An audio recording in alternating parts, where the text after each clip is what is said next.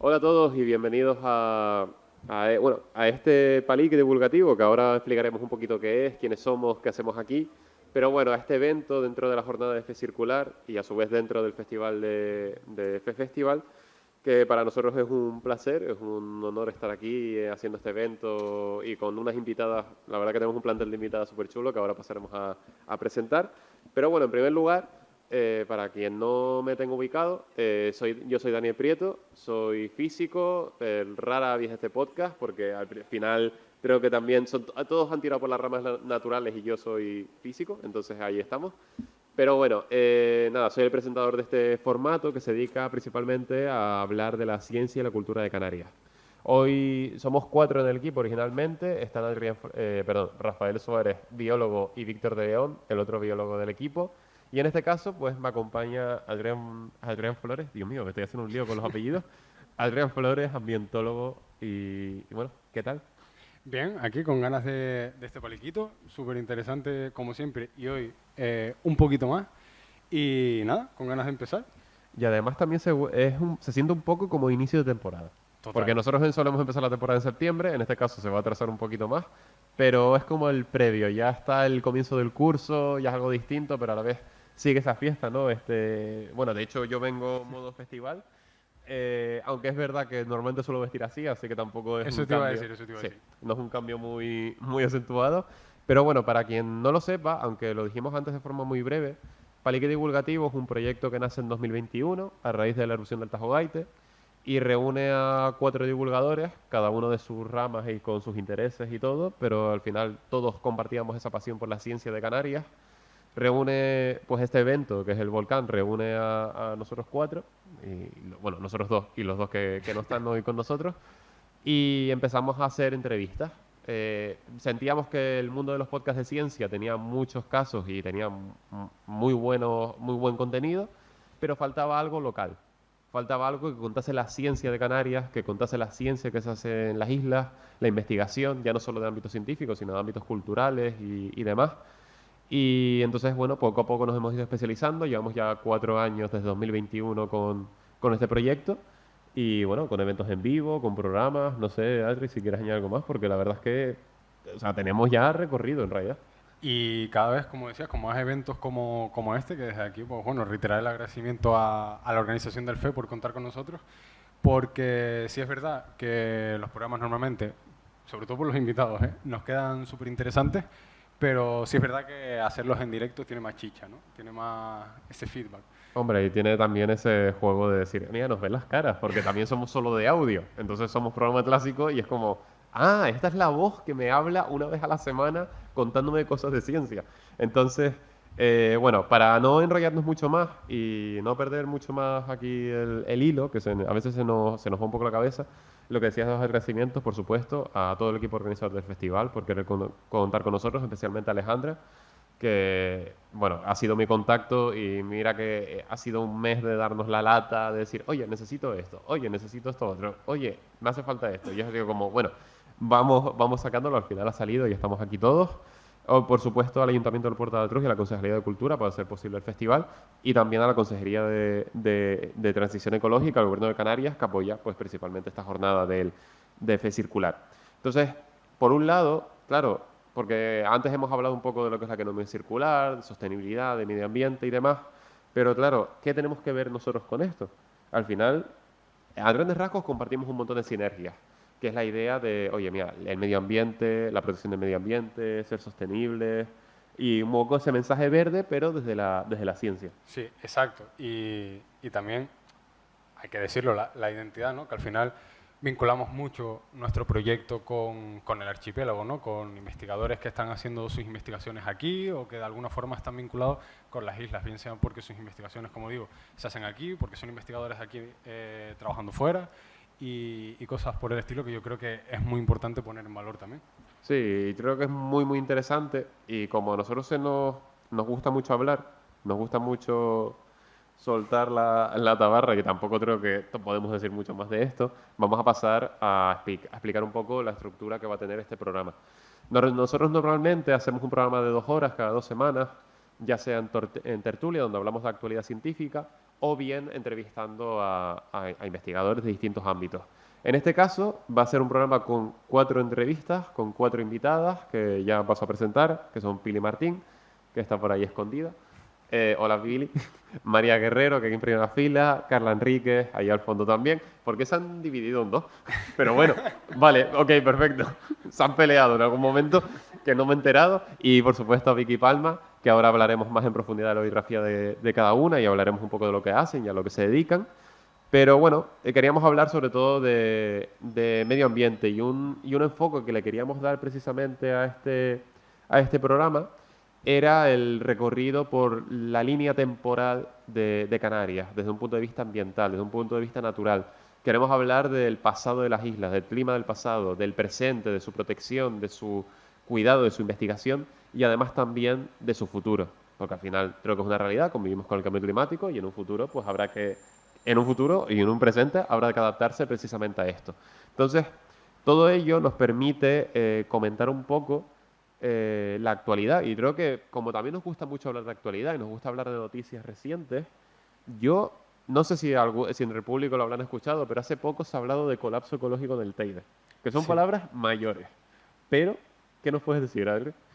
Bueno, pues básicamente se publicó un estudio recientemente que afirmaba pues que el riesgo está, o sea, el Teide está en riesgo de sufrir pues, un colapso ecológico debido a la pérdida de las redes de dispersión de semillas, ¿vale? Que es básicamente la función, bueno, estos vínculos que existen entre animales y plantas, donde se necesita que una X planta necesita que X animal se la coma y la disperse básicamente, se coma su fruto y lo disperse para mantener sus poblaciones y además estos animales necesitan de buenas poblaciones de estas especies vegetales para poder mantener sus poblaciones también. En fin, un puzzle muy importante que yo creo que además la primera persona que se puede subir aquí nos lo puede contar bastante mejor. Sí, porque de hecho tenemos a una de las autoras del estudio y bueno, vamos a hablar de muchas más cosas con ella, pero creo que al final nos permite, esta noticia es un claro ejemplo de que al final es verdad que el riesgo de colapso ecológico empieza desde el momento que el ser humano llega a las islas y empieza a afectar a lo que es el ecosistema que ya estaba equilibrado en ese momento, que ahora nos hablaremos de ello con más profundidad, pero que al final es una historia que se prolonga en el tiempo, que viene de lejos, un relato de cambios climáticos, de cuidado del medio natural y por supuesto de las relaciones entre humanos y las islas. Entonces, para empezar a contar este cuento que vamos a tener durante todo el programa, para empezar a hablar de este repaso a la historia natural de Canarias, vamos a pedir que se suba al escenario María Guerrero. Y bueno, yo me cambio ahora de sitio. Parece esto un poco la ruina, también tengo que decirlo, ¿eh? No sé ¿El por qué? qué. Me dio vibras de la ruina. Sí. ¿Vienes a contar tu ruina? Bueno, voy a contar mi ruina. La ruina del mundo investigador, en realidad. Podríamos hacer un programa solo de eso, pero bueno. Pero vamos a pensar en Otra positivo sección. hoy. Vamos hoy a pensar en positivo, porque nosotros también tiramos mucho lo negativo de vez en cuando. Y vamos a intentar ser optimistas, que creo que es importante. A veces venimos a hablar de colapso ecológico, pero vamos a intentar ser optimistas. Si sale. Bueno, María Guerrero es graduada en biología, especializada en biología terrestre y conservación en islas. Y además es doctoranda en la Universidad de La Laguna, centrada... Ay, perdón, me equivoqué, estaba leyendo Pili. Y además es que encima también han hecho el mismo máster y el mismo grado, por lo tanto, bueno. Es doctorada en la Universidad de Málaga, centrada en estudio a la biodiversidad afectada por la erupción del volcán Tajogaite. Y bueno, y como decíamos, una de las autoras también de este estudio. Antes de pasar a la chicha, ¿qué más nos puedes contar de ti? Porque entiendo que estos son al final 3 líneas y una persona es mucho más compleja. Pues bueno, hola a todos, buenas tardes. Pues antes de nada decir que yo soy malagueña, por si me lo notan por el acento andaluz, y mi pasión por la conservación de las islas empezó en el último año de carrera porque me dieron una beca para irme 3 meses a las Islas Galápagos, que al final terminaron siendo 4 años. Y a partir de esa experiencia, pues cambió mi vida por completo y cuando regresé en medio de la pandemia a Málaga, me di cuenta que bueno, el siguiente paso que tenía que dar era hacer un máster sobre conservación de islas. Y así fue como acabé aquí. Mi trabajo de fin de máster estaba enmarcado dentro de este proyecto y lo hice sobre el impacto del conejo en las redes de dispersión de Tenerife. Y así fue como llegué a hacer un poco como de rebote este trabajo del Teide. Y y bueno, y ya me vinculé con las islas volcánicas y ya posteriormente comencé con la tesis y el trabajo que ya estamos haciendo en Tajo Gaite. Es que a mí hay algo que me llama mucho la atención, porque es verdad, bueno, yo trabajo actualmente en Involcán, o sea, estoy currando de vulcanólogo, y tu trabajo ahora mismo también está relacionado con volcanes, pero desde otra perspectiva, que es cómo afectan a la erupción, porque claro, es verdad que la emergencia, de lo que hablaremos luego con Vicky Palma, la emergencia durante el volcán termina cuando el volcán ya se da por finalizado, es verdad que luego se prolonga, bueno, tiene matices, pero sí que luego en realidad la ciencia empieza una vez termina la erupción. Porque al final, sí, tú puedes estar durante la erupción recogiendo un montón de datos, pero luego todo el procesado de esos datos se ha realizado luego. Y además, en algo tan importante, tan fundamental como es precisamente tu campo de investigación, esto empieza ya cuando empieza a afectar a la biodiversidad. Entonces, te queríamos preguntar, ¿qué nos puedes contar? O sea, ¿en qué punto está actualmente? Porque es verdad que han pasado 4 años de ese episodio, pero ¿dónde estamos ahora? Vale, bueno, pues nosotros comenzamos durante la erupción ya a monitorear el comportamiento de la biodiversidad, qué cambios había en los animales, qué plantas sobrevivían. Luego continuamos también con la parte de recogida de muestras, comparativa de esta... Uy, tenemos musiquita. ¿Cómo era? ¿Cómo dijiste antes? Rabique divulgativo, ¿no? De Rabe. Ralique, de Rabe. Pues Vale. bueno, comparamos cómo se comportaban los animales durante la erupción y después, y qué plantas sobrevivían y cómo era el proceso de recuperación de un ecosistema que se había visto totalmente alterado por un evento natural con el que también se ha tenido que las especies endémicas acostumbrar a sobrevivir y salir adelante. Entonces, nosotros ahora estamos en el proceso de comparar esta recuperación en el tiempo, desde la parte de ecología, y desde la parte genética estamos haciendo, a ver cómo lo explico, transcriptomas, porque no tenemos genomas de referencia. Entonces, tomamos muestras desde la parte, o sea, de los rebrotes que salieron de los pinos que no llegaron a morir. Cogimos estos brotitos y los llevamos al laboratorio. Nos llevamos la botella de nitrógeno líquido al campo, estudiamos estos brotes y ahora estamos intentando identificar qué genes son los que están implicados en el proceso de rebrote después de una erupción volcánica, porque siempre hemos visto que los pinos rebrotan después de un fuego, pero quizás no están adaptados del todo a los incendios forestales que llevan siendo más recurrentes en Canarias quizás de los últimos 2000 años en adelante, que es cuando empezó la colonización. Y vinculado con esto, muchas veces tendemos a pensar en los ecosistemas o a verlos desde fuera como plantas y animales, ¿no? A ver solo el individuo, a ver solamente esta especie está en peligro de extinción, pero muchas veces, y más en entornos como Canarias que han sufrido una importante degradación con el tiempo, hay que mirar más allá, ¿no? Hay que mirar no solo a los individuos, a las poblaciones, sino el por qué, porque muchas veces son las propias relaciones, ¿no? Como comentábamos el caso de las semillas, y la dispersión, lo que te puede dar la respuesta de por qué está así y por dónde tirar para conservarlo, tanto en el Teide, como comentábamos, como en el Tajo Gaite, que creo que también se ha publicado ya alguna cosita por el estilo, ¿no?, sobre este tema. Sí, a ver, al final, como tú bien has dicho, a veces tendemos a separar flora y fauna y parece que no tienen nada que ver una cosa con la otra. Y en realidad esto es como una obra de teatro, donde los actores y actrices, en este caso, pues tienen que estar interactuando entre ellos para que la obra se dé. Y en este caso, cuantas menos interacciones tengamos, menos resiliente va a ser este ecosistema para poder enfrentar las distintas perturbaciones que le lleguen. Claro, y a mí me surge una duda porque es verdad que a lo mejor el Tajo Gaite no lo vemos con... Claro, hablamos de las afecciones del volcán, pero al final es un proceso natural, o sea, obviamente vivimos en islas volcánicas, la biodiversidad se ve afectada por esos procesos naturales, pero en cambio si nos movemos a Tenerife, lo que hablábamos antes del colapso ecológico del Teide, ya estamos hablando de influencia humana, o sea, Claro, aquí podemos meternos en el debate de qué es natural, qué no, porque claro, el ser humano también forma parte de todo el ecosistema, pero bueno, nos entendemos, ¿no? Sí. Acción del ser humano no es un proceso geológico estándar, como puede ser un volcán. En ese caso, ¿qué sí, o sea, qué consecuencias va a tener tanto para el Teide como para Canarias ese colapso ecológico que estamos hablando? Pues las consecuencias son devastadoras. Bueno, en el estudio se detectaron 48 interacciones y actualmente hay 15. Entonces, es un ecosistema que está trabajando bajo mínimo.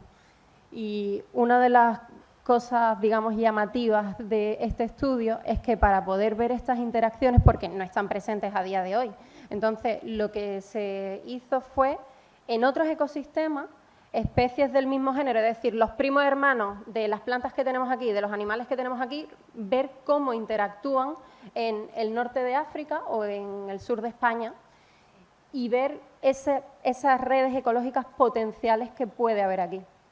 Y así fue como se compararon esas interacciones. Y luego, por otro lado, también, gracias a otro tipo de estudios, otros autores, investigadores previamente, ya dijeron que aquí podía haber un cedral. Y ver también que anualmente viene el mirlo capiblanco, porque es un ave invernal, a alimentarse de los frutos que producen los cedros, ya nos está indicando que debieron haber muchos más cedros en el pasado para que un ave invernante, que teniendo en cuenta que la migración en las aves es un proceso que se fija genéticamente, es difícil que con la cantidad de cedros que tenemos a día de hoy se pueda fijar este carácter y que pueda trascender a más generaciones de aves. Entonces, esto también nos puede indicar que debían haber muchos más cedros años. Claro, porque la imagen mental de un bosque en el Teide. Un bosquete abierto, no a lo mejor un Claro, bosque tan... sí, pero o sea, sigue siendo No una te cantidad de imaginas. árboles importante, que no es lo que hay ahora, que son cedros muy escondidos en determinadas zonas Y en zonas del Parque escarpadas. Nacional, sino estamos hablando de unas extensiones de cedros importantes que dan una imagen visual del Parque Nacional del Teide que no es la que tenemos hoy en día. Exacto, además las poblaciones de cedros están también muy separadas entre sí, lo que también nos indica que está muy fragmentado. No es que quedan relictos o a lo mejor cuando hay una especie endémica que queda en un lugar muy concreto porque ese es su hábitat o lo que ha quedado de su hábitat. Esto está muy esparcido por todo el Parque Nacional y bueno, esas son todas las evidencias que se han estado viendo. También en el registro fósil se han encontrado, si no recuerdo mal, también fitolitos, de que pudo haber más cedros en el pasado. Yo quiero aprovechar, para hacer énfasis en una cosa. Perdón. ¿Quieres agua? No. Te voy a buscar un vasito de agua si quieres. No, tranquilo. Mi niño, que te me ahoga. Y es que, primero, que como comentan en el estudio, hay algunas especies que han desaparecido, como Galotia goliath, ¿no? El famoso lagarto, el más grande que ha habitado en Canarias, y que había frutos que solamente esta especie podía dispersar por el tamaño que tenía. De hecho, se habla un poco que la regresión de la orijama, ¿no? Puede estar un poco vinculada a la pérdida en el sur de Tenerife de los lagartos de este gran tamaño. Entonces, esas interacciones igual no se pueden recuperar, pero sí intentar que las poblaciones de otras especies mejoren, mejorando sus condiciones. Y aquí viene el énfasis a la importancia de no dar de comer, y aprovecho que esto se va a quedar grabado y se va a subir, a la fauna, porque es súper importante. Al alimentar fauna silvestre no solo las estamos provocando problemas, sino que en el caso del Teide, que por desgracia ya he visto algunos puntos donde se les da de comer y los lagartos literalmente te vienen, o sea, están improntadísimos, esto hace que esta red de dispersión se rompa, porque el lagarto no va a estar buscando... Ponte en la situación de un lagarto, tú no vas a estar buscando comida si sabes que te van a dar comida. Entonces, al final, todo esto, el que tú le des comida a un lagarto porque te parece supermón, está afectando por otro lado y haciendo que las poblaciones de especies autóctonas también se reduzcan. Y además, llama también la atención que en el Parque Nacional hay 6 especies vegetales de fruto carnoso. De estas 6 especies, 4 de ellas tienen algún grado de amenaza. Esto también nos está diciendo que algo está fallando arriba para que 4 de 6 estén amenazadas. Entonces, sí, es importante no darle de comer a los animales, que si no las redes se debilitan más de lo que ya están. Y claro, a mí yo creo que surge la pregunta inevitable de, claro, estamos hablando, no, es que es riesgo de colapso ecológico, es que está la cosa muy mal, es que va fatal todo, y bueno, cuesta ser positivo en ocasiones, pero yo te quería preguntar si a día de hoy existe alguna manera de mejorar, de revertir esta situación. Sí, hay maneras. Pero, a ver, una que creo que es, siendo el Parque Nacional bastante, creo que todos las tenemos ya en mente, es reducir las presiones antrópicas que hay ahora mismo arriba. Hay una carga de turismo, vemos todos los días vídeos, imágenes de personas saltándose las normas, a lo mejor entrando en lugares donde puede haber ya de por sí una especie muy amenazada. Y esa sería una forma de mitigarlo. Y luego, por otro lado, está reforzar estas poblaciones de especies amenazadas, que se hagan restauración ecológica, porque después de 2000 años de presiones antrópicas, si dejamos el ecosistema de manera natural, ya está muy fragmentado. Banco de semillas ya está muy limitado, entonces hace falta echarle una manita.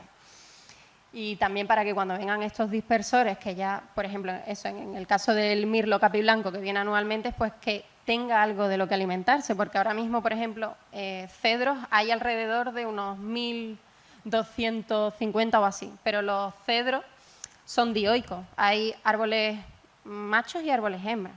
Entonces, realmente que creen fruto, o en este caso gálbulos, únicamente son más o menos la mitad. Entonces también necesitamos que seguir plantando cedros, que ahora mismo se está restaurando, para que cuando este invernante llegue, pues tenga también que comer y que pueda seguir haciendo su función. Pues yo creo que con esto, María, yo creo que ha quedado como un repaso muy, muy curioso y muy claro, creo, sobre todo al presente de Canarias, de ese cuento que queríamos contar. Y bueno, por nuestra parte es un placer. No sé si quieres terminar. Mira, vamos a cerrar con algo porque algo que quieras dejar un mensaje al público, a los oyentes que nos escuchen luego en sus casas o nos vean, de la importancia de proteger estos ecosistemas.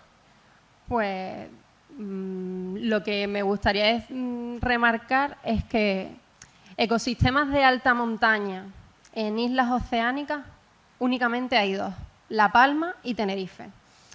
Si no lo cuidamos, no hay marcha atrás. Y creo que se nos podría recordar como la generación que revirtió el colapso o que lo permitió. Así que está en nuestras manos también.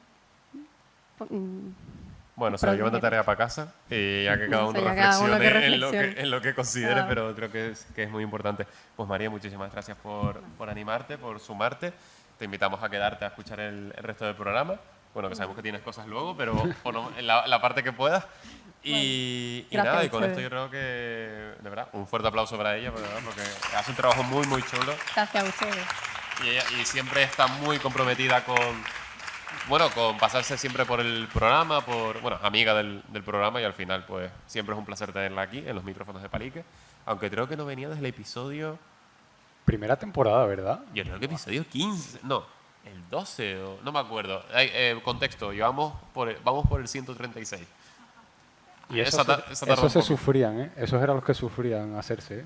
Sí, no, bueno, a ver, también es verdad que ahora escuchas episodios de los primeros y es como, hola, ¿qué tal? Recomendamos empezar a partir del 50 o por ahí. Exacto, cuando se vuelven buenos es a partir del episodio 50. Ya antes, bueno, si te gusta mucho, ya escuchas los primeros. Bueno, hemos hablado de la actualidad, aprovechando el tirón de esa noticia, de ese presente, pero también queríamos mirar un poco la vista atrás, porque al final Canarias, nosotros llevamos aquí, el ser humano en general lleva aquí 2000 años, desde que llegaron los aborígenes, pero la historia de archipiélago es mucho más antigua, estamos hablando de millones de años, estamos hablando de, creo que Tenerife tiene 12 con algo, o sea, desde las más jóvenes que son el Hierro, que tiene 1 millón de años, hasta Fuerteventura, que tiene varias decenas de millones de años. Pues, claro, han pasado muchas cosas. 2000 años es un suspiro en todo este contexto temporal. Y afortunadamente, aunque no tenemos ni, como hablaba antes con Vicky Palma, ni stories, ni reels, no hay fotos de ese registro, de todo ese pasado, también tenemos otras formas de estudiarlo y tenemos a una investigadora también del pasado. ¿Cómo te puedo llamar? ¿Detective de ambiental o algo así? Detective climática, creo que queda muy chulo, ¿no? Pues que es Pili Martín. Pili, por favor, si puedes subir al escenario para pasar a la siguiente entrevista.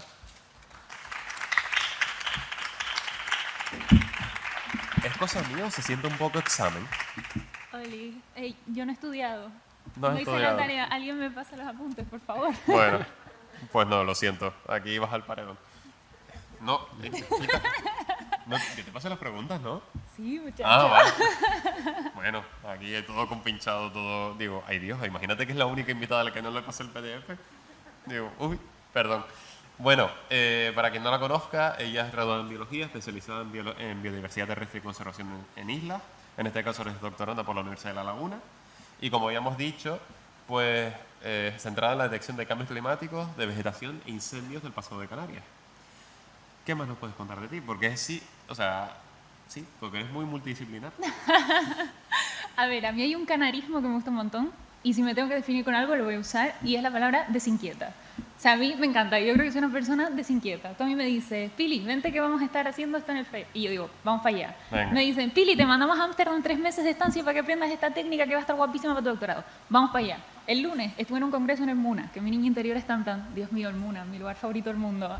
Chulísimo. Mañana quiero ir a un micro abierto en la librería de mujeres. O sea, a donde me inviten, a lo que toque. Venga, vamos para allá. Así Pero que, ¿vas a tocar? sí, Porque también tú, o sea, cantas. sí, hago un Eso. poquito de música. O sea, yo quería tirar por ahí el rollo de que eres multidisciplinar en ese sentido. Pero sí, también desinquieto creo que es un término que me gusta mucho. Pues nada, te queríamos preguntar, porque es verdad que contigo tuvimos una entrevista también, igual que con María, que tú ya has pasado por el podcast. Pero... Ah, vale, la mosca, Hay digo, una perdón, mosca ¿qué gesto me estás acosándome. haciendo? No te entendía, digo.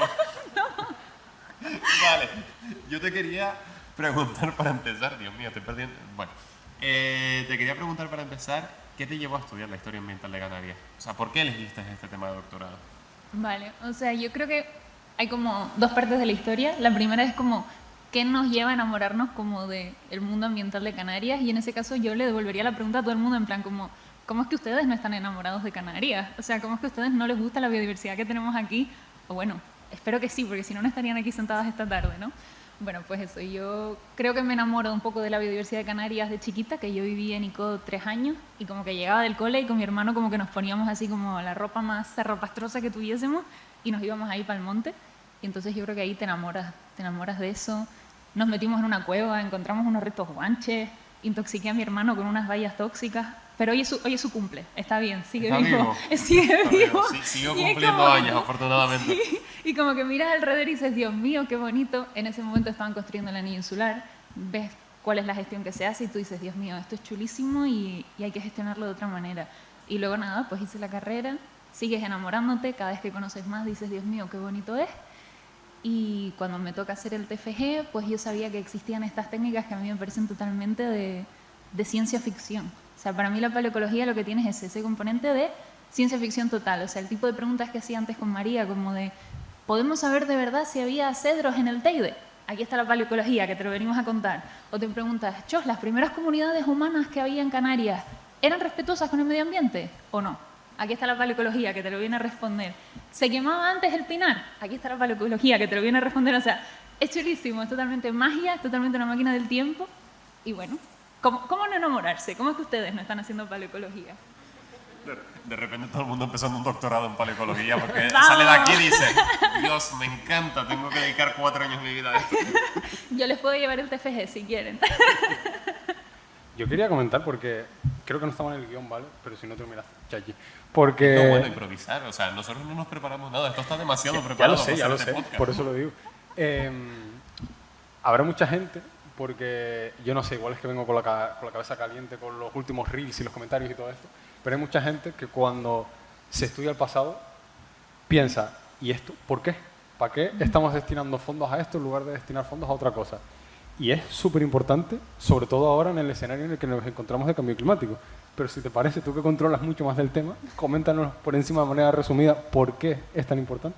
O sea, yo creo que la paleoecología, que bueno, quizás más adelante les tengo que explicar exactamente qué es la paleoecología, o sea, conocer el pasado es fundamental para conservar porque nos da como el baseline, nos da exactamente el contexto de qué es lo natural. O sea, no solo sirve para responder todas esas preguntas que les estaba comentando recién, sino también cuando nos planteamos cómo conservar el medio ambiente, ¿con qué comparamos? Quiero decir, si yo llegase ahora, yo no conozco nada de Canarias, llego aquí al FE y digo, muy bien, yo quiero conservar esto, ¿qué hago? O sea, pongo macetas de esas, pongo este tipo de césped, o sea, ¿cómo sé lo que había antes? Bueno, pues aquí estamos, las personas que hacemos paleo, para venir y decirte, mira, voy a sacar sedimento de aquí, del suelo, vamos a mirar los microfósiles y yo te voy a decir, oye, pues antes aquí había un cardenal tabaibal. O a lo mejor hay una sorpresa. A lo mejor más adelante contamos que a veces no encontramos sorpresa. A lo mejor de repente aquí antes había un pinar. Y entonces podemos decir, mira, y en el pasado este era el tipo de vegetación que había. ¿Cómo se quemaba? ¿Había herbívoros? ¿Cómo se dispersaban las semillas? Todo este tipo de preguntas las podemos resolver. ¿Esta especie es nativa? ¿Es exótica? ¿Cuándo se introduce? ¿Qué tipo de cambios ha habido? Cuando cambiamos la gestión, ¿cómo responden los ecosistemas? O sea, esas primeras comunidades, ¿cómo gestionaron el Puerto de la Cruz? ¿Hubo impacto? ¿No lo hubo? ¿Cómo pasa a ser cuando llegan los castellanos? Pues para eso es importante estudiar el pasado, para dar respuesta a todas estas preguntas, para mejorar nuestra gestión y eso, y para ver cómo han respondido los ecosistemas a un montón de situaciones cambiantes en series temporales larguísimas. Yo quiero soltar el dato friki de que si viajas en el pasado a este mismo punto hace 30.000 años, no existía. A ver. Porque la isla baja del Puerto de la Cruz se produce a raíz de la erupción de la montaña de las Arenas, que es una triple erupción, que es la montaña de las Arenas, la que hay en Los Ralejos, que no me acuerdo del nombre, y luego otra donde está el embalse de Trusanta, y que forman esta isla baja. No sé, es que me hace mucha gracia, porque de repente te viste y digo, ay, es que a lo mejor si vienes hace 35.000 años, Había algas. agua. De repente no hay nada, y dices tú, ups. Yo creo que tienes potencial para hacer paleo. Está bien, puedes empezar la Sí, tesis. yo soy lo que... Tío, es que acabé siendo geólogo, imagínate. Bueno, eso es una broma interna de nosotros de muchos años de amistad, que tampoco es cuestión de... Había de bifa a hablar. los geólogos antes. Dilo. Dilo con Había orgullo, bifa- acabé No te siendo estás jugando el geólogo. puesto de trabajo para nada. No, yo sí- no. Tengo amigos geólogos, ya me meto con ellos suficiente para otras cosas. No. Pero, bueno, sí, yo hice física y luego he acabado estudiando geofísico. Te felicito. He Eso es superado bueno. mis prejuicios, no te imaginas. No. Amor, me encanta y amo este trabajo. Pero bueno, Dios mío, hoy estoy súper disperso. Lo que veníamos diciendo, porque a mí me parece muy interesante también el hecho de aprender, porque claro, estudias el pasado ambiental de Canarias y los cambios climáticos que se han ido sucediendo a lo largo de la historia con un objetivo. O sea, yo quería preguntarte qué lecciones podemos sacar de ahí. Porque claro, dices tú, bueno, sí, hace 50.000 años la temperatura era mucho más baja, o yo qué sé, me estoy inventando, estoy dando un dato aleatorio. Pero sí que decíamos, oye, pues esto a lo mejor nos sirve para de cara al futuro, en unas previsiones donde seguramente la temperatura media global, la temperatura media global está subiendo, no vamos a ir con seguramente. Dilo. Basándonos en eso, ¿qué lecciones podemos sacar de ahí? Vale.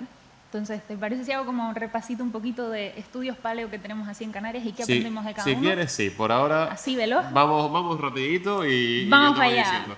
Venga, pues, ¿qué cuestiones aplicadas podemos sacar de los estudios paleo de aquí de Canarias? Bueno, uno de los primeros que se hace aquí se hace en la laguna de San Cristóbal de la Laguna, que, bueno, todas saben que antiguamente pues era una laguna, y es el tipo de cuencas que necesitamos para obtener este tipo de información. Pues allí se encuentra que en el pasado, antes de que llegasen las comunidades humanas, había bosques de quercus y carpinus, es decir, fagáceas, un tipo de árboles que hoy en día aquí no se encuentran, solo están como, bueno, los parientes más cercanos los encontraríamos como en Europa. Bueno, pues ahí tenemos una cosa interesantísima, o sea, podemos ver cómo cuando llegan los seres humanos con sus prácticas, estas especies van desapareciendo hasta finalmente extinguirse. O sea, yo creo que de aquí podemos sacar como una primera conclusión clave, que es como nuestra gestión de verdad puede llevar a la extinción a especies que son canarias. Eso yo creo que nos sirve muchísimo como advertencia al futuro. Y por el contrario, por ejemplo, si miramos una cuenca que se estudió en Garajonay, en La Gomera, que llega hasta 9.000 años de antigüedad, vemos como La vegetación ha ido cambiando respecto al clima, porque, bueno, ustedes saben que en el pasado el Sáhara era verde. Pues era verde durante ese tiempo de muchísima humedad, pues había cambios en la vegetación, pero aún así tenemos que el Parque Nacional de Garajonay ha sido resiliente e incluso con la sequía se ha ido adaptando y hoy en día lo que estamos preservando en el parque es verdaderamente eso, como un fósil viviente, o sea, es una zona que verdaderamente ha estado súper bien conservada durante los últimos 10.000 años. Y entonces aquí tenemos como la versión contraria. Oye, mira, hay zonas que todavía están súper bien preservadas y son maravillosas. Y por poner un tercer caso, así como me comentabas recién, de cuestiones más climáticas, hay un paper que todavía no se ha publicado, que mandé la última corrección ayer, entonces esto se los cuento así en exclusiva. Tenemos un core muy bonito que hemos sacado en Arucas, en Gran Canaria, con el que llevamos hasta hace 30.000 años de antigüedad. Y lo que vemos allí es, Arucas en este momento está a unos 200 metros sobre el nivel del mar, ahí alrededor debería desarrollarse lo que sería como un cardonal tabaibal, como con más plantas así como propias de una zona de encharcamiento, pues encontramos que hace esos 30.000 años lo que había ahí era una laurisilva. Impresionante. Todo esto por cuestiones climáticas. Luego hay un momento en el que empieza a ser más frío y vemos que el pinar consigue llegar hasta esa cota de 200 metros y luego ya cuando entramos al Holoceno, es decir, hace unos 10.000 años, empieza a haber un bosque termófilo. Y esto lo que viene a confirmar es que verdaderamente nuestra vegetación es súper sensible a las variables climáticas. O sea, hasta ahora lo que se hablaba era que en un contexto de cambio climático en el que la temperatura va a aumentar, los pisos de vegetación se van a desplazar hacia arriba, es decir, el cardonal tabaibal pasa donde estaba el termófilo donde estaba la laurisilva donde está el pinar y así, ¿no? Sucesivamente. Y para acercarse a la alta montaña. Sí, ¿y qué pasa con la alta montaña? Ya no tiene dónde subir, o sea que... Pues lo que vemos es que en el pasado, obviamente a una ratio como mucho más lenta, porque estos cambios climáticos pues eran mucho más lentos que lo que estamos viendo hoy en día, pues la vegetación se ha desplazado así, vemos esa sensibilidad y nada, nos habla de que, aunque tenemos a veces una visión un poco más estática de la naturaleza, pues es mucho más flexible, mucho más dinámica de lo que pensamos y vemos como esto pues todo está interrelacionado. Si tuvieras, para ir cerrando, así, Vamos para allá. a saco. Te ha quedado súper natural, de repente te señalo la pregunta y ha dicho, si tuvieras que no... Imagínate que tienes que resumirnos algo, una idea, de lo que has aprendido estudiando el pasado, como mensaje para el futuro. ¿Qué sería? Uf, qué difícil. Es muy amplio, ¿eh? Ya lo sé. Sí, o sea, yo creo que le diría a la gente que lo que encontramos en los registros paleoecológicos es totalmente utópico, como que trasciende a la imaginación. Cuando uno se pone a pensar cómo podría ser la naturaleza de este sitio, pues siempre te sorprende mucho más la realidad que encuentras. Y yo creo que la paleo sirve como para eso, para ampliar como nuestro horizonte de nuestra imaginación y de saber hacia dónde queremos conservar. ¿Te gusta como resumen para cerrar? Ha quedado muy bien en realidad, me gusta la reflexión. Creo que al final, bueno, creo que lo hemos hablado alguna vez, el hecho de que si estamos quizás más acostumbrados a enfocarlo así de esta forma desde la historia, el estudiar el pasado para que no se vuelva a repetir esos errores en el futuro, sale mal la mayor parte de las ocasiones. Y en cambio también se puede aplicar en otras disciplinas como la ecología, el estudiar los climas del pasado, pues para saber un poco a qué nos vamos a enfrentar en el futuro por este futuro que estamos causando nosotros mismos, ¿no? Entonces, creo que queda muy, muy poético. Chachi, Sí, me alegro. sobre todo, aprobado entonces. No estudiantes, Tómalo. pero aprobado. Se salvó. Pues Pili, de verdad, muchísimas gracias por pasarte, por animarte a participar en este formato. Y bueno, lo de antes, estás invitada a quedarte. No te Nada. imaginas, fuera. Muchas Fuera de gracias nuevo, a no puedes ustedes. escuchar el resto de entrevistas. Gracias a ustedes por prestarme el espacio un ratito, ha sido muy divertido y gracias a la organización, por supuesto. Pues muchísimas gracias, de verdad, un fuerte aplauso para ella. Y yo creo que con esto, sí, vamos bien de tiempo, vamos bastante bien de tiempo, de hecho. De hecho nos podemos luego alargar un poquito porque todavía vamos por la mitad del programa, vamos bastante bien. Y bueno, no sé, Adri, ¿qué te está pareciendo por ahora? Súper interesante, la verdad, y me sorprende que teniendo el historial que tenemos, estemos acabando con cosas positivas. Con cosas positivas y en tiempo. Total. Es distinto, Sí. Pero está muy guay porque creo que nos ha permitido repasar un poco lo que es el presente terrestre de Canarias, de la historia ambiental de Canarias. También has hablado un poco de su pasado. pero también vamos a volver de nuevo al presente y luego vamos a proyectar al futuro en esta última parte, ¿no? Para cerrar, que queda como muy, oye, vamos a mirar al futuro, a qué nos espera. A ver si acabamos optimistas, que lo dudo. Bueno, coño, así no, con esa actitud no.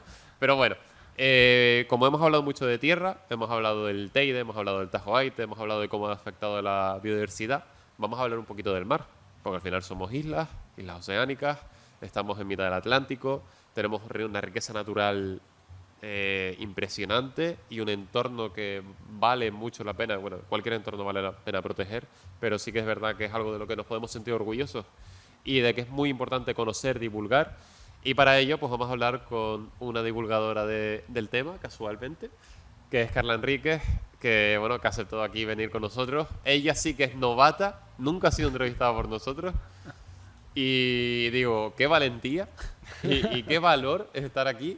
Pero bueno, siéndote, Carla, de verdad un fuerte aplauso para ella, porque, bueno, para quien no te conozca, tú eres ingeniera agrónoma y comunicadora ambiental y trabajas en proyectos de comunicación para iniciativas que protegen y regeneran los ecosistemas. Además, yo creo que nosotros te conocimos principalmente por Carla by the Sea, que es tu proyecto de divulgación en redes sociales, donde hablas un poco de ese vínculo con el mar y de esa divulgación de los fondos marinos para darlos a conocer y para involucrar a la gente a protegerlos y a tener en cuenta el tesoro natural que tenemos en las islas. Y como ya venimos haciendo con las otras dos invitadas, te queremos preguntar precisamente qué más nos puedes contar de ti, porque en 3 líneas son muy pocas para presentar a alguien. Bueno, muchas gracias por contar conmigo para venir hoy aquí. Y bueno, si te cuento un poquito sobre mí, o sea, ¿qué hace una ingeniera agrónoma hablando todo el día del mar, no? O sea, es algo que la gente se pregunta mucho, como, pero tú eres ingeniera agrónoma, estás todo el día en el agua, que... Y bueno, un poco va por ahí, ¿no? Yo, por cosas de la vida, yo vengo de una familia de agricultores también, pues, y también siempre me ha encantado la naturaleza en su globalidad. Y por cosas de la vida, pues, estudié ingeniería agrónoma, pero siempre he estado en el mar. Y soy surfista también. Me he dedicado muchas horas al agua y me he dado cuenta de que realmente lo que me mueve a mí por dentro es el mar, estar en el mar y cada vez querer conocerlo más. Así que estoy estudiando ahora con 39 años biología marina. Pero bueno, siempre hay tiempo para todo y por eso tantas vueltas. Y me he dedicado realmente a la comunicación. Ha sido, o sea, siendo ingeniera agrónoma realmente lo he enfocado siempre hacia temas de comunicación, proyectos de comunicación, y sí, la verdad que disfruto mucho cogiendo cosas complejas e intentando hacerlas sencillas para que las pueda entender todo el mundo. ¿Será que como yo soy un poco despistada y sí? Pero eso es lo bonito, ¿no? Al final yo creo que siempre hay una frase de una definición de divulgador que me gusta mucho, que es que somos flipados, a los que les gusta mucho aprender de un tema y luego contárselo a la gente. Exacto. Y creo que es lo interesante, ¿no? Y al final somos ejemplos claros de ello. Adri, no sé si querías comentar algo al respecto. Sí, yo quería decir que básicamente es un ejemplo de que por suerte en Canarias se está viendo cada vez más, ¿no? Gente, divulgadores, jóvenes que usan pues, las redes, que desde la academia muchas veces se veía como la divulgación como algo, yo no hago esto, yo tomo mi libro de 1000 páginas y leo. Y creo que es algo que se está demostrando, que está sirviendo el ver... yo no voy a parar de decirlo. Una vez en una feria de la ciencia yo empecé a hablar del lagarto gigante de Tenerife, ese que solo vive en los riscos de Teno y Guasa y que nadie conoce ni sabe ubicar en una foto porque no es un tizón. Y un chiquillo de 4 años me dijo, sí, ese es el que vive en Guasa y está amenazado por tal y tal. Y a mí eso me dejó flipando. ¿Dónde lo viste? Ah, lo vi en TikTok. O sea, una locura. Y yo creo que es lo que hace con el proyecto Carla by the Sea en redes, que por cierto, síganla, porque la verdad que el contenido es brutal. Y bueno, ¿por qué crees que es tan importante y por qué crees que muchas veces los canarios y las canarias, a pesar de vivir cercanos al mar, ¿no? Y de que es parte de nuestra identidad, nos sentimos tan desconectados o desconocemos tanto del mar?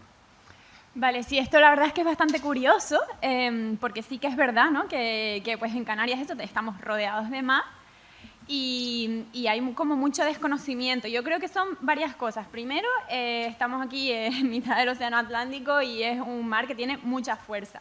Entonces, culturalmente existe un miedo al mar, con motivo y con razón, porque a mí siempre me gusta decir que al mar lo que tenemos es que tenerle respeto, tenemos que entender el mar, entender cómo funciona y empezar un poco a desmitificar ese miedo al mar, pero hay que entenderlo, hay que tener respeto. Entonces yo creo que es algo cultural, algo familiar, de siempre en las familias pequeñas, no te arrimas al mar, cuidado con el mar, cuidado con el mar, ¿no? Entonces ahí hay un poco esos sentimientos encontrados, ese desconocimiento. Y después, por otro lado, es un medio al cual el ser humano pues no nació para él, ¿no? Entonces, pues bueno, ahí hay de todo. ¿Y qué pasa? Que también yo creo que todo lo que se ha estudiado del mar, hasta hace poco, hasta que no salieron las redes sociales, realmente la forma de comunicar todo este conocimiento a la población general era una forma un poco complicada, ¿no? Con palabras muy técnicas, a través de, pues, de lo que tú misma decías, estudios pues engorrosos, largos, que pueden ser un poco tediosos para la población general.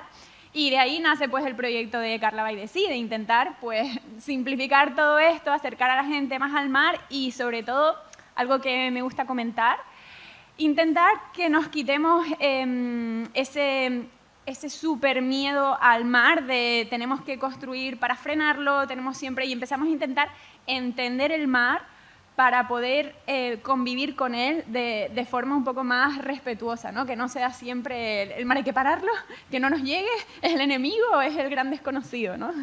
Yo te quería preguntar un poco saliendo del guión, pero es verdad que como lo hablábamos antes, me acaba de venir esa duda, porque antes hablábamos un poco de la recepción en redes, ¿no? Claro, te viene a gente, tú normalmente empiezas a generar tu comunidad, que suele haber un feedback bastante positivo, pero luego siempre te viene gente que dice, no, eso es falso, y es como, bueno, dame fuentes y lo discutimos, no hay fuentes, pero cositas así. Entonces yo te quería preguntar un poco tus impresiones en el mundo de las redes, porque es verdad que tú manejas una cantidad de seguidores importante, no sé cuántos son, si 35.000 en Instagram, una cosa así. Sí, por ahí. O sea, ahí. ya es una comunidad importante, nosotros somos chiquitos, estamos ahí en 6.000, pero sí que te quería preguntar, pero cuando tienes ese nivel de exposición y ese nivel de alcance, ¿cómo lo vives? ¿Cómo lo estás gestionando?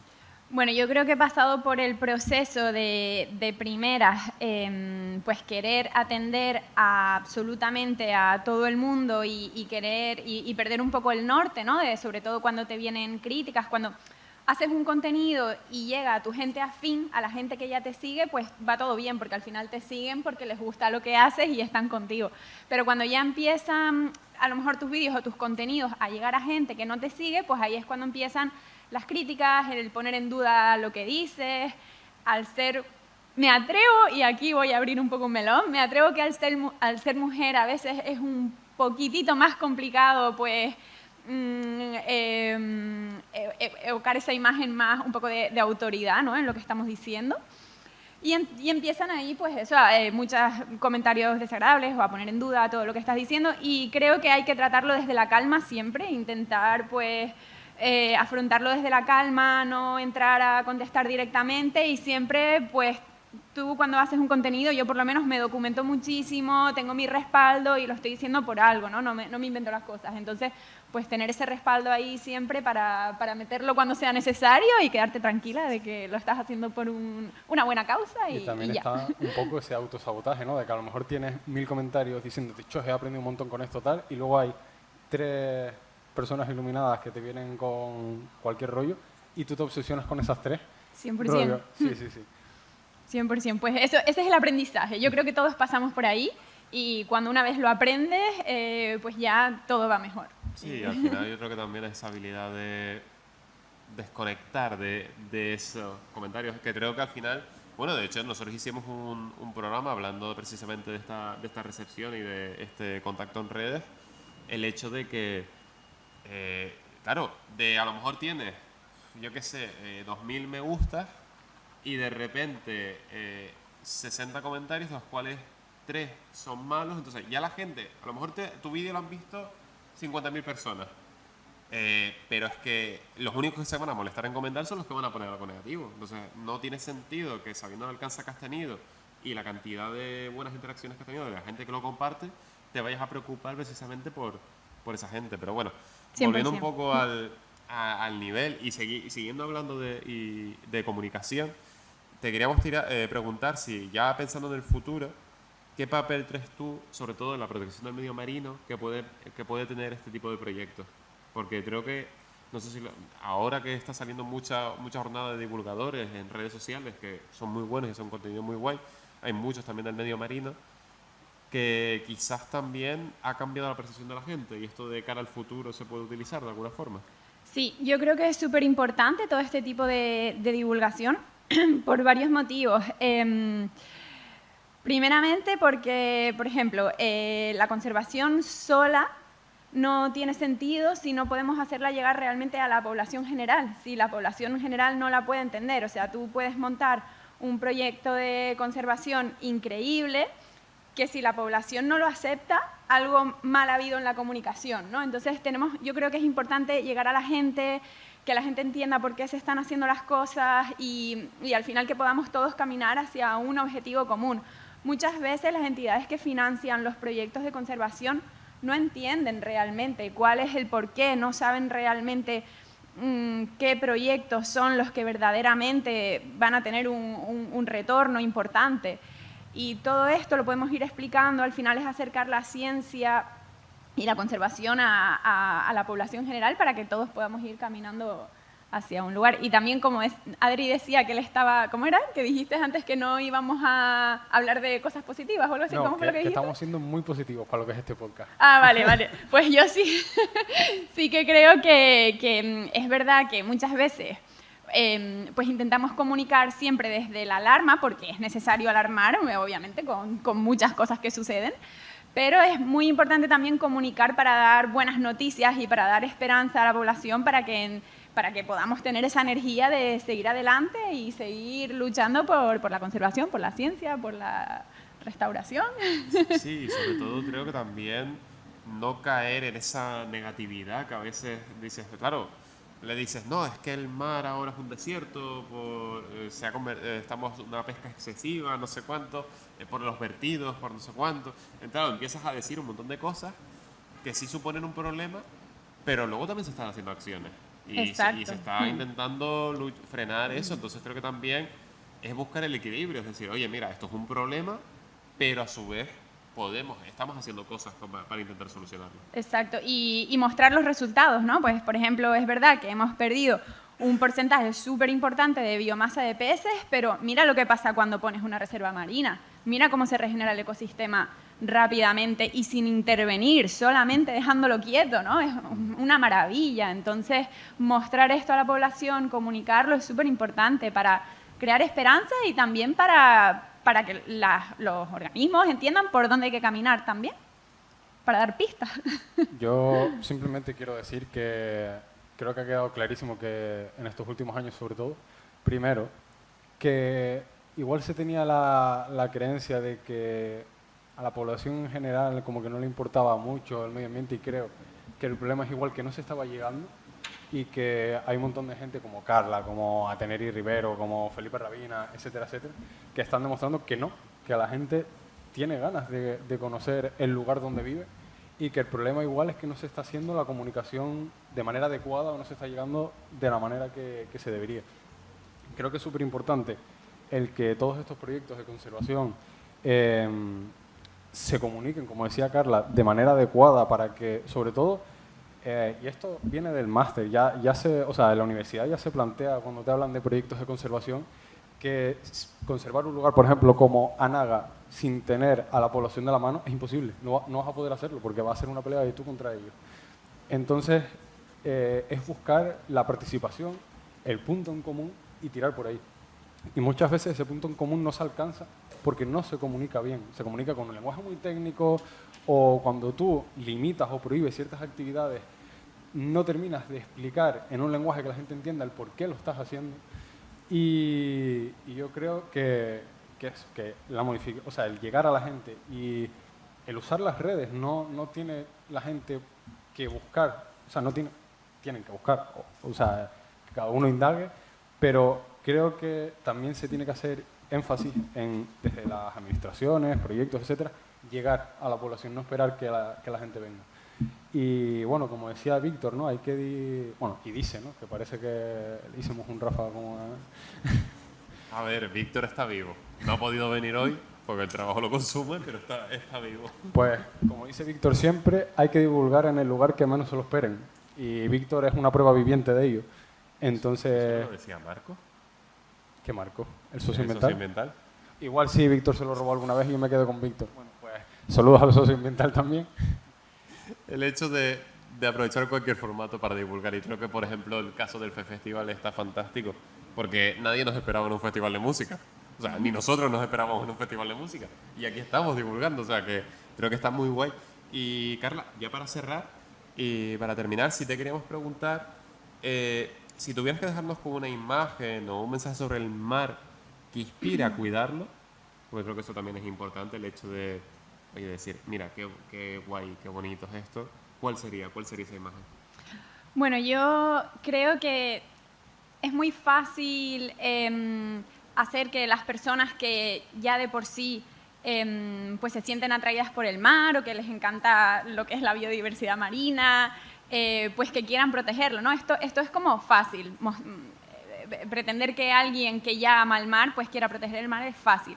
Ahora, ¿qué pasa con las personas que están totalmente desconectadas del mar, ¿no? Pues que viven pues de repente en mitad de la península, en territorio continental y que el mar pues ni les va ni les viene, ¿no? Que ellos puedan pensar, pues a mí me gusta mandar un mensaje que es que al final estamos en 2025, que estamos viviendo un cambio climático, creo que es algo totalmente innegable y que al final el mar, cuando está en equilibrio y el mar cuando está sano, es una fuente gigante de producción de oxígeno y absorbe CO2. Entonces tenemos aquí a un supercombatiente del cambio climático a nuestra disposición y creo que es una labor de todos como sociedad, estés vinculado o no al mar, protegerlo para que después el mar nos vaya a proteger a nosotros frente a este momento que estamos viviendo.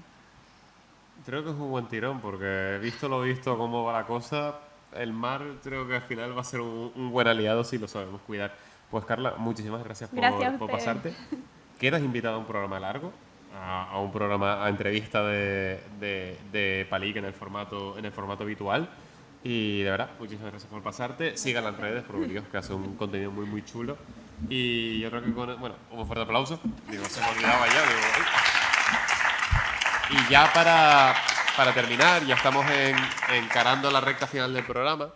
Pues vamos a pasar a nuestra última invitada. Hemos hablado ahora sí del pasado, del presente. Vamos a hablar un poco del presente futuro, un poquito y sobre todo de esa planificación, esa gestión de emergencias. Y por ello, pues vamos a hablar, invitamos a subir al escenario a Vicky Palma. Vicky, muchísimas gracias por venir.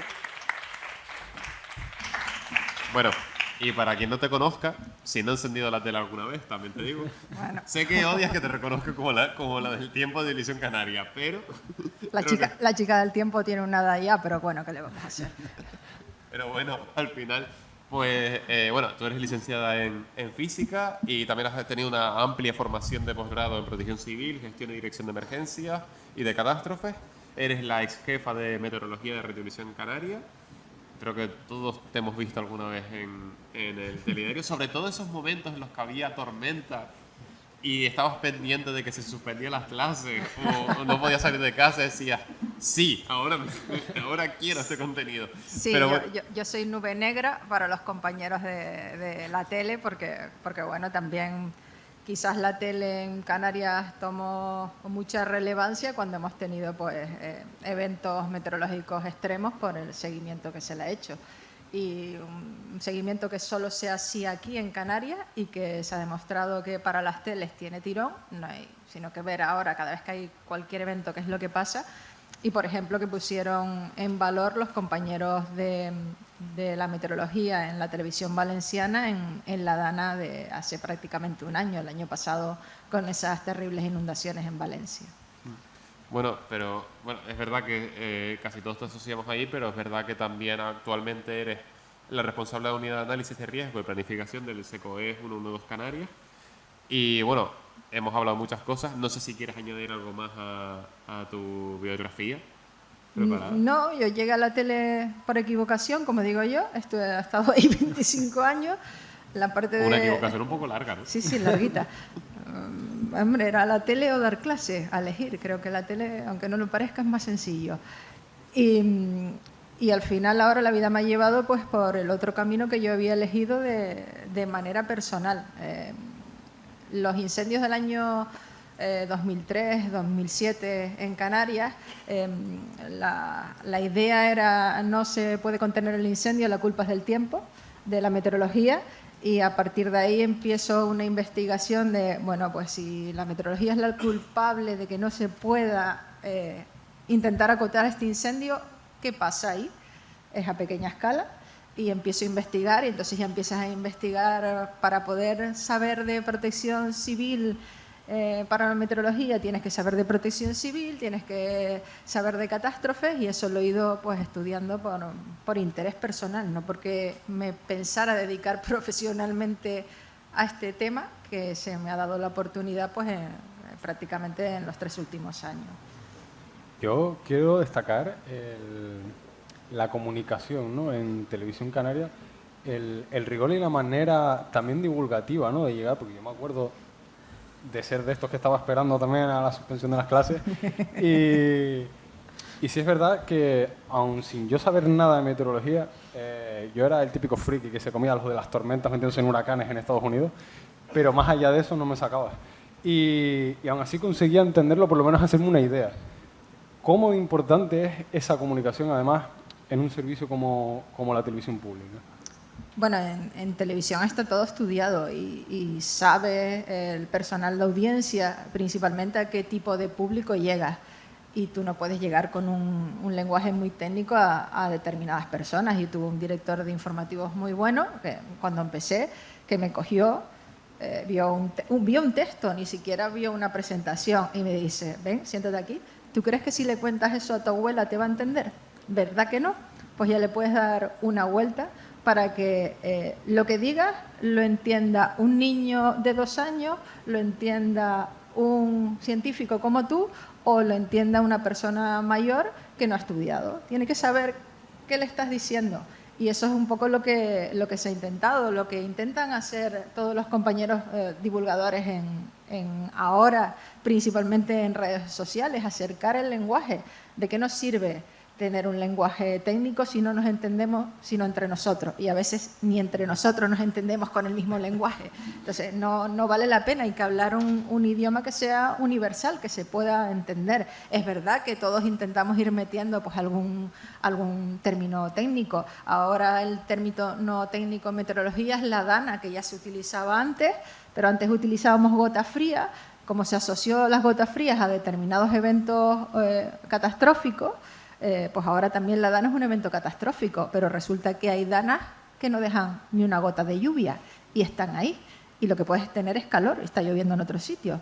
Y no pasa absolutamente nada, y desde el año pasado nombrar una dana es que a la gente mayor principalmente le entre miedo que puedas tener una dana en Canarias, que a los medios de comunicación nos gusta mucho ese punto amarillista de llamar la atención. No hay que ver sino las redes sociales también de medios de comunicación. 4 gotas y parece que va a haber un temporal. Creo que esa parte de la meteorología tiene falta de alguien con más rigor y tomarnos con más rigor este tipo de informaciones, porque lo que se va buscando ahora es el clickback fácil y bueno, y creo que se está perdiendo el rigor de manera absoluta, y que pueden pasar cosas también en Canarias como las que pasaron en Valencia, por el desconocimiento, porque bueno, estás todo el día diciendo que va a llover, y el día que llueve de verdad no haces caso, porque has tenido 200 noticias de que hoy va a llover, mañana va a llover, y bueno, sí llueve, pero ¿cuántos días llueve en Canarias a lo largo del año? Donde mejor 100 y algo, donde menos 3. Claro, y al final creo que también es un poco... todo lo que estabas nombrando me recordaba el hecho de, no, ves la noticia, porque te pones a ver las noticias y dices, no, es que se ha declarado alerta, bueno, nivel de alerta alto, porque los colores son de los avisos. Bueno, no te preocupes. Sí, pero bueno, para entenderos todos, alerta roja, Vale. por aviso rojo por precipitación, y luego ves que en tu casa no ha llovido. Pero claro, aquí estamos hablando de un territorio muy singular como son las islas, y ahora tú estás en el SECOES en el 112 y ahí tu responsabilidad al final es planificar y analizar estos riesgos. Entonces, ¿cómo se traduce eso en la práctica? O sea, ¿qué decisiones dependen de ese análisis? Bueno, ahora aunque se llama análisis de riesgo, ahora se está tendiendo, la tendencia es a llamarlo análisis de inteligencia. De hecho, se utiliza ese término porque es más militar y viene de ahí. Lo que intentas es analizar cuáles son todas las situaciones posibles, ponerte en la peor de las situaciones y ver qué efectos tendría eso, principalmente en las zonas pobladas y sobre la población. Y a partir de ahí, pues esas alertas, prealertas, que volvemos locos a todo el mundo, salen de ese tipo de análisis. La activación preventiva de distintos planes de protección civil y atención de emergencia. Siempre pensamos que los planes se activan para la situación de emergencia, cuando ya ha pasado, pero el que esté pasando o haya pasado significa un gasto económico brutal. Por ejemplo, los grandes incendios que hemos tenido en el mes de agosto en la península, cuando el gasto en prevención, evitar o intentar evitar en la medida de lo posible que ese evento que tú pensaste que puede ser el punto más catastrófico se produzca, es bastante más económico que gestionar después la emergencia y la posemergencia. Yo creo que hablo, bueno, ojalá fuera el criterio general, pero sí es verdad que por lo que se ve en redes y sobre todo después de la Dana lo dudo. Yo prefiero que me manden una alerta roja y tomar precauciones y que haga un sol que raja las piedras, a que caiga una gordísima y no haya alerta ninguna. Yo prefiero ser restrictivo en ese aspecto, pero sí es verdad que después de la Dana, como comentábamos, ¿no? Los titulares, había mucha alerta. Creo que una semana o 2 semanas después hubo otra Dana que no fue para nada comparable con la anterior. Igual los titulares ayudan un poco, aunque los niveles de alerta estén un poco por debajo, los titulares lo que conllevan es a frivolizar eso, a que la población al final, el titular me está diciendo que me va a venir una Dana y me está alarmando un montón y luego yo no veo nada, porque no había a lo mejor ni aviso. Pero es un poco, y lo que digo siempre también, no fiarse de, con todo el respeto, no fiarse de ciertos medios. Y para eso está la información oficial, para eso la EMET tiene fuentes, para eso están los avisos de las instituciones, que creo que es al final donde se tiene que buscar ese rigor también, ¿no? Sí, pero nosotros queremos saber qué tiempo va a ser mañana en la puerta de casa, a la salida del trabajo. ¿Cojo la Rebeca para la laguna o no? Eso yo creo que hay que llevarla siempre, aunque haya 35 grados, que nunca sabes dónde te va a encontrar una corriente allí. Pero bueno, y claro, cuando haces este tipo de avisos que son un poco generalistas, aunque en los últimos años se está intentando acotar zonas, pero es difícil en un territorio como Canarias acotar esas zonas, y sobre todo la presión es más política que otra cosa, y te dicen, no, pero ¿qué hora va a llover? No, ¿qué hora va a llover? No, puede llover hoy, a lo largo del día. No, pero yo necesito saber a qué hora va a llover, a ver si suspendo este acto o no. Mira, yo si supiera eso, la verdad que me ponía más bien a mirar los números de la primitiva, no saber del tiempo y chao, chao. También quizás eventos como, yo le echo un poco la culpa a las carreras de Fórmula 1. Las carreras de Fórmula 1 tú puedes desplegar los radares. Vas a flipar. Tú llegas a una carrera de Fórmula 1, se mueve mucho dinero, despliegas una serie de estaciones meteorológicas en el entorno cercano al circuito, puedes desplegar pequeños radares meteorológicos de bandas cortas en el entorno del circuito que dan una señal y tú puedes más o menos determinar en qué casi minuto y segundo te puede llover sobre el circuito. Eso se hace. Y hay muchos aficionados a la Fórmula 1 y entonces creen que eso tú lo puedes hacer en islas como Canarias, cuando tenemos un único radar meteorológico en construcción 1 segundo aquí en la isla de Tenerife y donde tenemos un relieve abrupto que influye mucho en las condiciones meteorológicas que se pueden llegar a dar en cualquier punto de las islas y además que también tenemos un territorio maravilloso que tiene un alto nivel de protección y hay determinados elementos de tipo científico, como pueden ser algunos radares meteorológicos, que tú no puedes estar lanzando un haz de señal por las buenas, porque vas a interferir en otro montón de cosas. Por ejemplo, las investigaciones de astrofísica. No puedo estar lanzando señales de láser, luces al espacio por las buenas porque interfiero en muchas más cosas.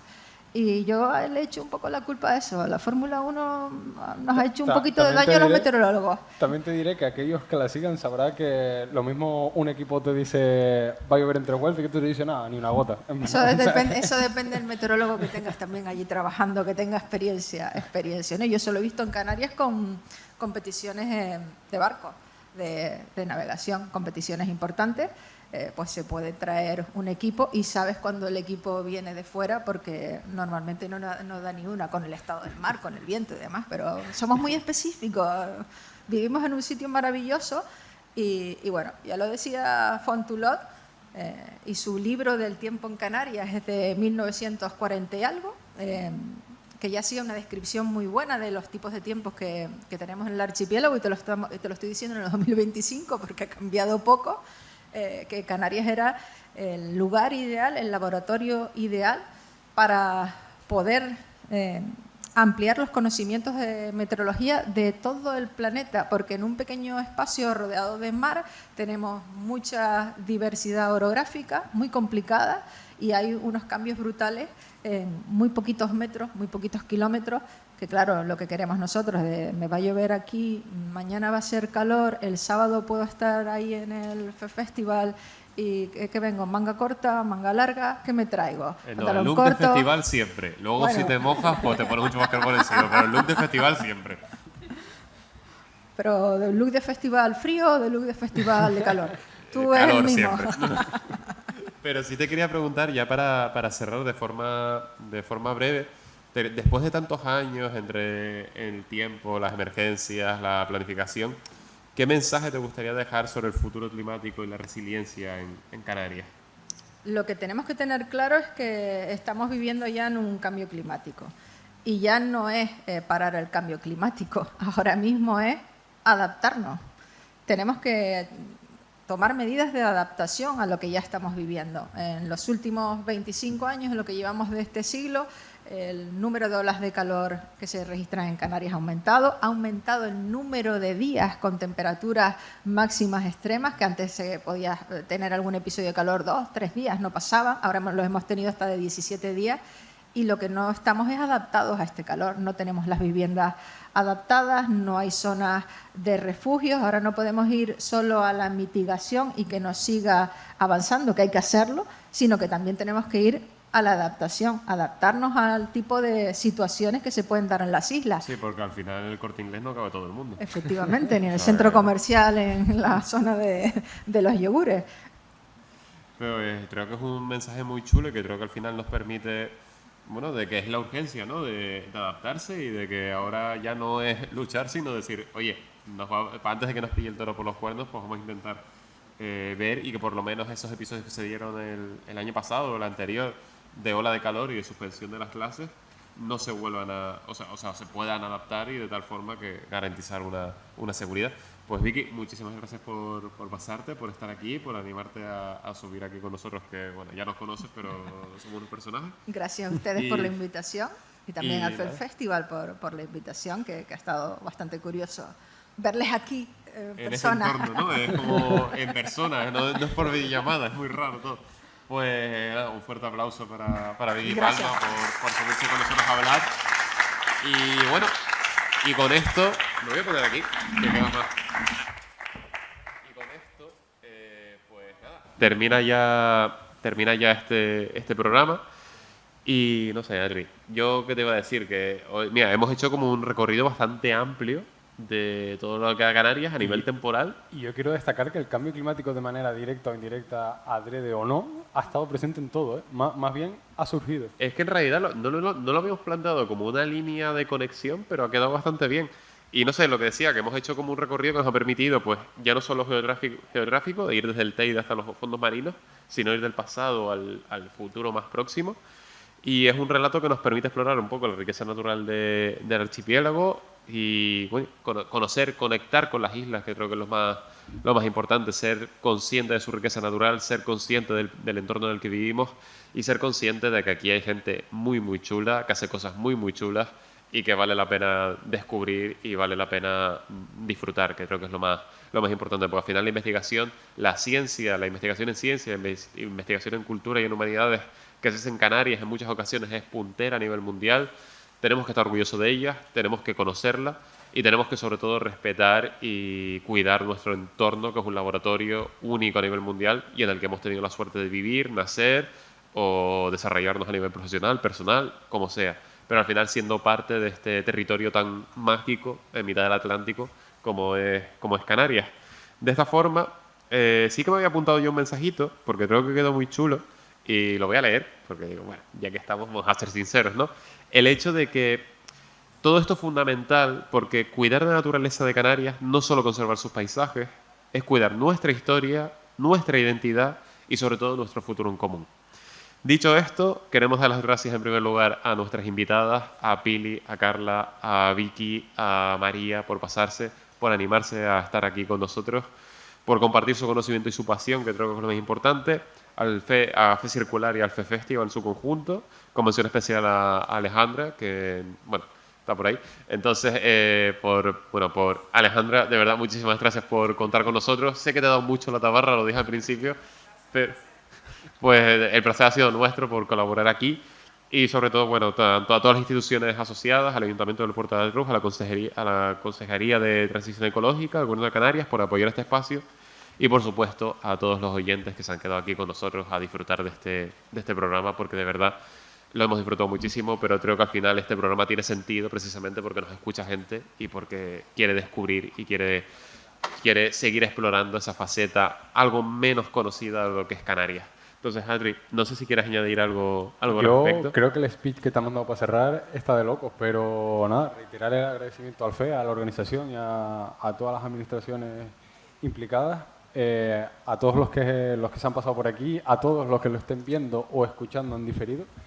Y nada, destacar el nivel de tanto de divulgación como de ciencia que se hace en Canarias, destacar, como hago siempre, la necesidad de poner en valor la ciencia que se está haciendo en Canarias con los medios que se tienen en investigación y en ciencia en Canarias. Y nada, para los que no nos conozcan, espero que les haya gustado y para los que sí, pues también. Bueno, eso también. Nos pueden seguir en redes como @pdivulgativo, en Instagram y en TikTok principalmente. También estamos en Twitter, pero bueno, no lo estamos usando tanto. Para descansar. Para descansar. Y mira que a ti te conocí por Twitter, también te digo, pero bueno, sí, la vida lo que tiene. Pues eso, en Instagram y en TikTok es donde estamos mucho más activos, si nos quieren seguir, si estar atentos a nuestros episodios y a todo lo que hacemos. Y bueno, esto ha sido todo por hoy, esto ha sido toda esta participación de Palique Divulgativo en Fe Circular, un espacio que hemos querido enfocar para hablar de ciencia, para hablar de medio ambiente. Gracias por acompañarnos y recuerden, como siempre suelo decir en todos los programas, que una aventura es más divertida si escuchan Palique. Sobre todo, que disfruten mucho del festival, que disfruten mucho del FE, que disfruten mucho de este espacio, que también hay hueco para la divulgación y esperamos que no sea la última vez. Y ahora sí, adiós.